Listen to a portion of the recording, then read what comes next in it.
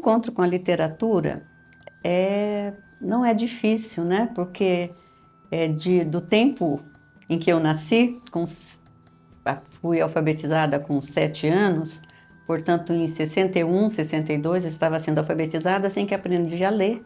Eu tinha uma tia que era professora normalista e tinha uma pequena biblioteca em casa. E também tinha uma coleção de livros de literatura, de romances. Nós tínhamos 2 coleções. Eu li tudo aquilo que tinha lá assim que aprendi a ler. E sempre gostando, portanto, de todos os gêneros, o material dela, que não era praticamente arte literária, mas também os romances que a gente tinha. Mas em torno dos 5, 6, 7 anos, eu também tive uma experiência que depois, quando eu escrevi o meu primeiro trabalho, que é um trabalho científico, porque quem que eu sou? Eu sou uma pessoa que se formou em História, na Unesp de Assis, fiz o meu mestrado na Unesp de Assis, fiz o meu doutorado na USP, em São Paulo, na FEFELESH, e fui ser professora da Unesp. E sou aposentada da Unesp, dei aula na Unesp de Presidente Prudente, no Departamento de Educação, né, tanto na graduação quanto na pós-graduação. Orientei muitos trabalhos, escrevi vários artigos em revistas nacionais, internacionais, que é um trabalho que o professor da universidade faz. Então, o meu trabalho com a leitura e a escrita se deu porque se você vai para a vida acadêmica, naturalmente você vai escrever dissertação, tese, artigos, não é?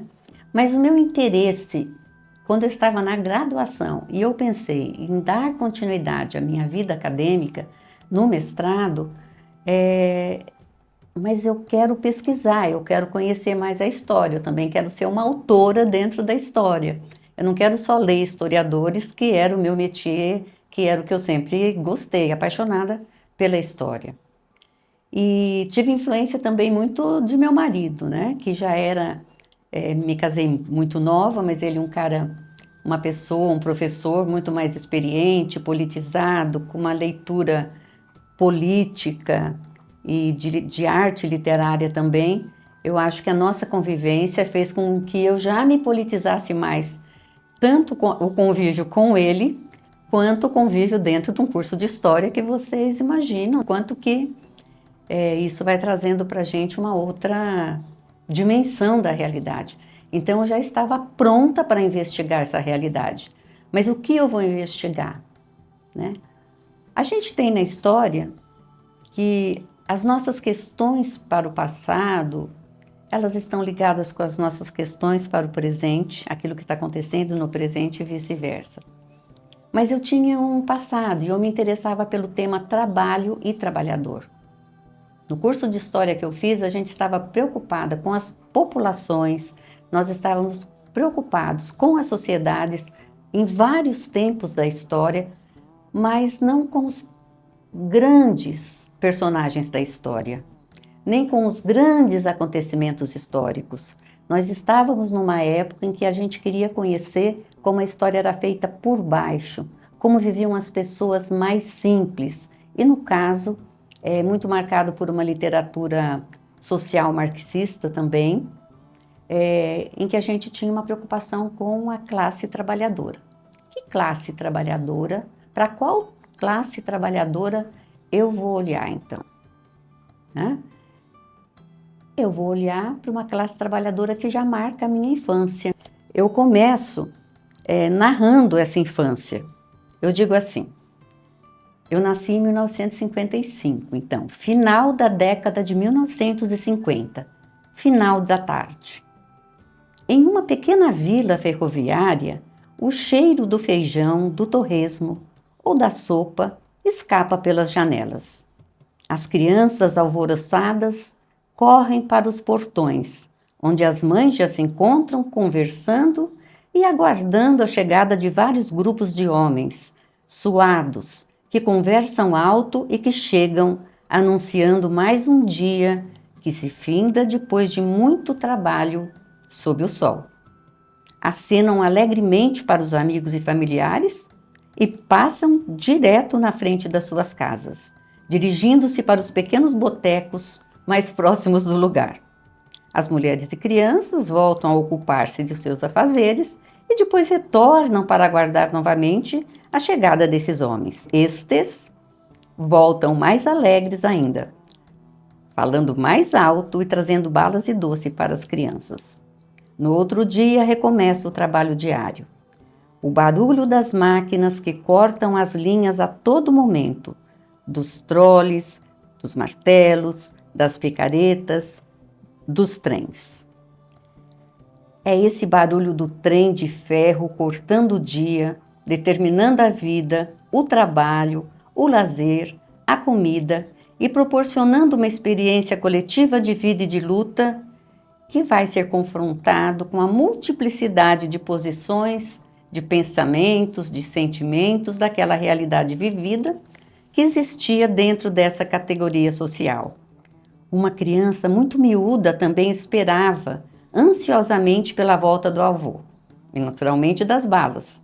E ela registra em sua memória esse quadro que seus olhos curiosos e inquietos revêem todos os dias. Esses olhos curiosos e inquietos daquela criança que via o avô voltar, né, do trabalho, eram os trabalhadores braçais que trabalhavam nas linhas, não eram os engenheiros, não eram os chefes de estações, não era a alta hierarquia ferroviária. Eram os trabalhadores mais simples que iam aos botecos se embebedar. Por curioso que pareça, depois eu descubro muito do porquê dessa ida aos botecos, dessa necessidade de relaxar, porque quando eu vou estudar os ferroviários, e são eles que eu escolho para trabalhar, eu que morei numa vila ferroviária, né? Eu vou descobrir o que levava esses ferroviários a ter essa vida tão preocupada com a família, mas ao mesmo tempo eles precisavam desse refúgio nos bares, do encontro com os amigos.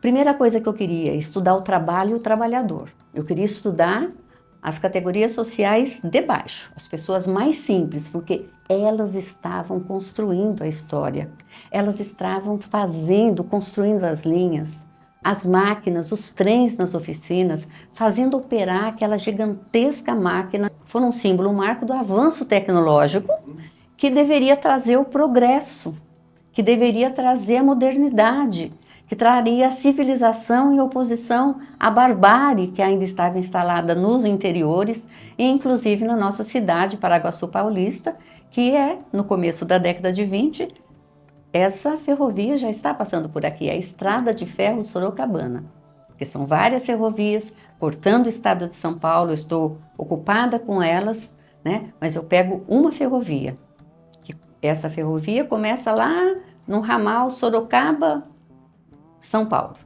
E depois ela rapidamente se estende e vai até Presidente Epitácio, né? E aqui em Paraguaçu, ela chega e 3 anos depois, aqui já é instalado o município, já se torna um município. Então, a minha preocupação com o trabalho, com o trabalhador. Que trabalhador? O ferroviário. Por que o ferroviário?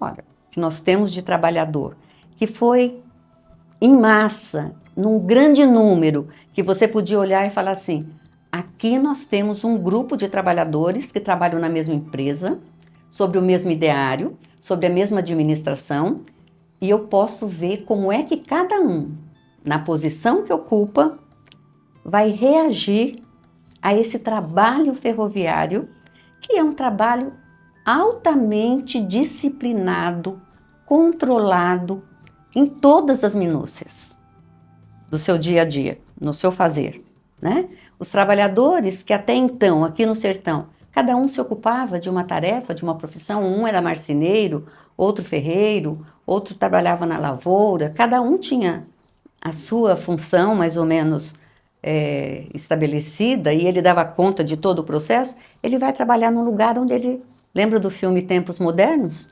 Onde ele só aperta um botão, onde ele só faz funcionar uma máquina. Então é um trabalho parcelado, onde ele não tem noção do todo que é aquele trabalho. Ele só sabe E aí vem a história que eu estudo, porque existe um ideário onde você vai construir a mentalidade daquela população ferroviária. Por que que hoje a gente diz que nós temos as redes sociais fixando, né, contornando determinadas ideologias, onde as pessoas inclusive se agrupam dentro de uma ou dentro de outra de uma forma dicotômica? Isso aí sempre foi assim. Diz um autor, um historiador, que é Bronisław Baszko, um historiador polonês, né? Ele diz: a luta do poder é feita não apenas dividindo quem tem o poder sobre o capital, quem tem o controle do capital, mas quem tem o controle das mentes, quem tem o controle do imaginário social. E isso nós vemos que atualmente acontece porque as pessoas, sacando isso, se utilizaram de um momento no Brasil onde isso foi feito usando todos os recursos tecnológicos que existem para gravar nas mentes das pessoas determinado tipo de olhar sobre a realidade e posicionamento político. Por isso, os trabalhadores ferroviários vão trabalhar incansavelmente, mas os meios de comunicação naquele momento, e isso atinge os trabalhadores de Paraguaçu.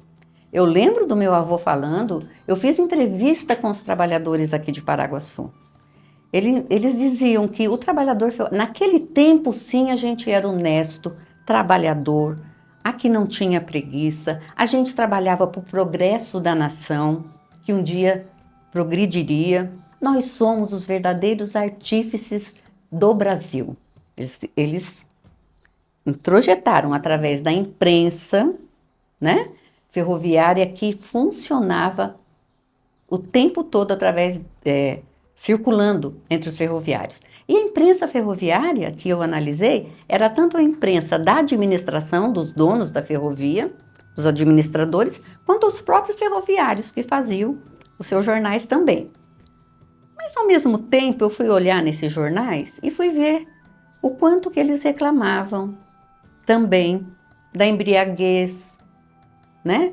Do estado de alcoolismo, das casas, sanatórios mentais para onde iriam os ferroviários. Por quê? Trabalho controlado, sem sentido, porque você é para o progresso da nação. Mas o que eu faço aqui ao apertar esse botão vai dar onde? É aquele trabalho mecânico, estéril. A pessoa vai criando aquele estado emocional muito doentio. Então, não por acaso, eles precisavam de bebida. Eles eram o tempo todo advertidos, punidos, suspensos, porque eles faltavam no trabalho, porque eles roubavam ferramentas, porque eles enrolavam no trabalho, mas não tinha tempo para eles não. Os fiscais estavam o tempo todo controlando o movimento desses trabalhadores. Tanto é que eles criam um sistema de assistência social para que esses trabalhadores possam ser olhados não só dentro do trabalho, mas fora do trabalho também, sabe? Esses trabalhadores, eles lutaram o tempo todo para ter autonomia no seu fazer. A escola, a imprensa. Então, por que hoje você quer controlar tanto as escolas e colocar uma escola cívico-militar? Pelo motivo que eles tiveram essa escola onde eles davam instrução profissional, como mexer com as ferramentas, mas como eles eram instruídos. Eu tenho caderno de alunos para não roubar as ferramentas, para ser um trabalhador laborioso mesmo, comprometido com a nação, comprometido com a empresa, porque ele era honesto, né? Ele era um soldado do trabalho. Olha a expressão. Eu era um soldado ferroviário, você é um soldado do trabalho. Então nós vamos nos convencendo que só trabalhar vai trazer o progresso. Claro que traz. Para quem? E que progresso, né? Então você vê quem fez a história. Eu fui estudar quem realmente constrói a história, que quando a gente diz que quem faz a história é o trabalhador, é lógico que ele faz a história na relação que ele tem com quem emprega para o trabalho, quem administra, quem é o dono das empresas, de tudo, das riquezas. Então o outro também faz a história, lógico, porque é nessa correlação. Mas esse trabalhador sempre foi deixado de lado. E eles também, olha, fundaram escolas, clubes recreativos, associações esportivas de futebol. Vocês sabem, fica lá ferroviário, eu sei que tem até hoje ainda. Porém, a empresa passava assim uma década, no máximo, ela já se apropriava desses empreendimentos culturais e esportivos ferroviários. Eles tinham as próprias cooperativas, as próprias escolas, a empresa se apropriava e passava a administrar. Porque você vem, oferece recurso, oferece dinheiro, porque você sabe que ali está um lugar onde eles se reúnem e eles podem ganhar alguma autonomia e uma sensação de pertencimento. O que isso tem a ver com a história de Paraguaçu, né? Porque isso aconteceu aqui no nosso sertão todo. No Civilizar é preciso, que a Ângela intitula o livro dela, não é? Então, a ferrovia, ela passa nesses lugares, ela passa em Paraguaçu, ainda não tinha material, porque era o quê? Era o transporte agrícola, da produção agrícola da região, até os portos. Porém, não tinha ainda, até Presidente Epitácio, a plantação agrícola suficiente para encher tantos vagões de trem. Então, isso está... Mas por que ela foi produzida, então? Né? Com a expectativa de trazer mais gente para cá, para fazer isso, lógico. Porém, a gente tinha grandes empreendedores. José George, por exemplo, tinha fábricas, que é considerado uma figura eminente, importante, louvado também, né? É um personagem histórico. Mas ele vendia um monte de material que a empresa ferroviária precisava para ser construída. Então, vende sem nem precisar da ferrovia ainda. Então, ele abria os sertões aqui. Ele vinha para a região de Santalina, Cardoso de Almeida, e ia expandindo, abrindo, né, trincheiras nessas matas que tinham aqui. Então, o interesse do capital, né? Não adianta, não tem outro jeito de eu explicar. Estou falando de quem estuda história e olha para isso. Daí você vê essa população de Paraguaçu até hoje reclamando por saúde, por educação, porque tem o SUS, mas o SUS não é suficiente, não atende como deve, não tem os médicos suficientes para saúde mental e coisa e tal. Por quê? Ah, porque o prefeito, porque pode passar milhões de prefeitos, né?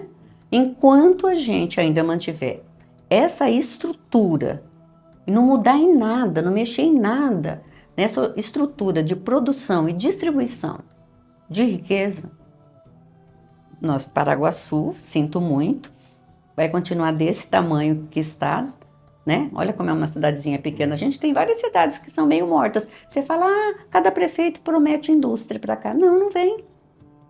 Aqui é isso mesmo, é o comércio, né? A gente plantou essas cidades aqui e quando vem, nossa, comemora, solta fogos. Mas não é para isso, né? A gente está aqui dentro dessa cadeia produtiva para fazer outras coisas. E muitos já são descartáveis, podem morrer mesmo, não precisa de tanta saúde, não precisa de educação. Aliás, precisa de educação. Dessa educação que hoje, aqueles que estão no poder, no controle do Estado brasileiro, que disputam isso, têm como ideal para essa população. Você sabe por que eu acho que a literatura, a arte literária, é tão ou mais importante do que a literatura científica? Porque quando é arte mesmo, ela consegue ir além do nosso olhar e trazer através do teatro, da literatura, né, do texto, poesia ou narrativas de outra ordem, ela consegue trazer para a gente o acontecer de uma outra forma que os nossos olhos não alcançam só por conta dessa teorização que eu faço. Mas essa teorização é precisa para conversar com essa literatura. Uma pode complementar a outra, mas a arte literária é importantíssima, tanto é que é Milan Kundera que escreve maravilhosamente, um autor de literatura que eu gosto muito, escreveu A Insustentável Leveza do Ser, morreu há pouco tempo, que escreve o seguinte: a luta contra o poder é a luta da memória contra o esquecimento. Por isso, olhar para trás sempre para o ontem, por décadas, séculos, milênios, porque todas as histórias estão dialogando. Hoje nós vivemos uma parte da nossa cultura, ela é dada por aquilo que aconteceu lá com Jesus Cristo e que nos dizem que nós devemos seguir e ser igual, em termos de gênero, de várias coisas, que aconteceu há 100 anos atrás, no Império, na escravidão, no Brasil, com os indígenas, a dizimação. E o que aconteceu ontem, o que está acontecendo agora no Brasil nessa conjuntura dos últimos anos, tudo nós temos que olhar, sim, e fazer um diálogo sempre para entender o presente. Ninguém quer entender o passado que já foi. Nós queremos entender o passado que já foi para refletir sobre o presente e projetar outros futuros. Eu acho que é isso. E eu só queria também mostrar esse livrinho aqui, que é minúsculo, né? É um livreto, mas que foi feito aqui em Paraguaçu, Paraguaçu da Flecha ao Avião. Foi compilado uma série de fatos históricos, todos atinentes à cidade de Paraguaçu Paulista, e foi organizado por mim e por Maria Silvia Moraes Nórcia Morelli, né? E Maria de Fátima Salum Moreira.